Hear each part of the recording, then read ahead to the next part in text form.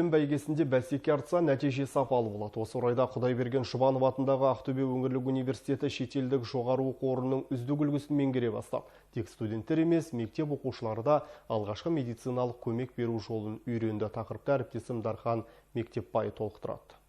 Құдайберген Жұбанов атындағы университет 5 жылдан бері Польшаның 5 бірдей жоғары оқу орнымен тығыз байланыста. Осы уақыт ішінде 100-ден астам студент академиялық және қос дипломды білім беру бағдарламасы бойынша дәріс алған. Мұнан басқа 2018 жылдан бастап Польшаның экономика университетінде қазақ тілі мен мәдениет орталығы жұмыс істейді. Бұл жобалардың барлығы ел тәуелсіздігінің жемісі дейді мамандар. Шетелдің жоғары оқу орындарында, оның ішінде мен жаңа айтып өткен Польшаның Верхнезелинский университеті, Гданьск университеті, экономика университеті Быдгыш қаласындағы, Поморск академиясы және Катовице университеттерінде білім алып, академиялық ұтқырлық бағдарламасы бойынша өз мамандығы бойынша білімдерін жетілдіріп, және қос дипломды білім алуды жоспарлап, бүгін осы аптаның деңгейінде біздің студенттеріміз алғаш рет европалық диплом алу нәтижесін көретін боламыз. Бүгінде Польшаны іргелі оқу орындарында білім алып жүрген ақтөбелік жастар қатары көбейген. Олар онлайн оқып біліктілігін ұштап жүр. Болашақта аталған елге барып дәрісін жалғастыруға ниетті.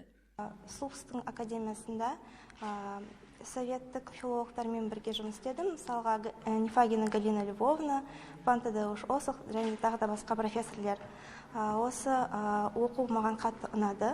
Апталықтың кезекті бөлігі дөңгелек үстел басында жалғасты. Айта кетейік, Құдайберген Жұбанов атындағы университет пен Польшалық оқу орны бірігіп, Еуропаның сақтандыру және құтқару орталығының арнайы грантын жеңіп алған. Шетелдік қонақтар студенттер мен жоғары сынып оқушыларына дәрігерге дейінгі алғашқы көмек көрсетудің заманауи әдістері туралы дәріс оқыды. Мы выиграли совместно.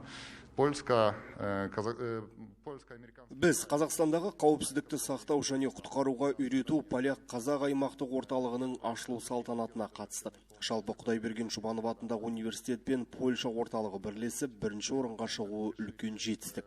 Аталған оқу орны бізге сенімді серіктес бола алады. Сондықтан бұл орталықтың Ақтөбеде болуына қуана құптаймын. Студенттер мен оқушыларға алғашқы көмек беру туралы айттық. Қоғамдық орындар мен көліктерде дәрігер келгенше қандай әрекет жасалу керек, бәрін түсіндіруге тырыстық.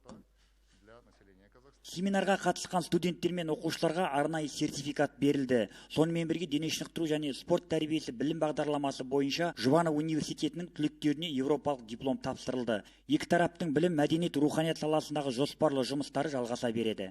Дархан Мектепбай, Азамат Сауханов, Ақтөбе телеарнасы.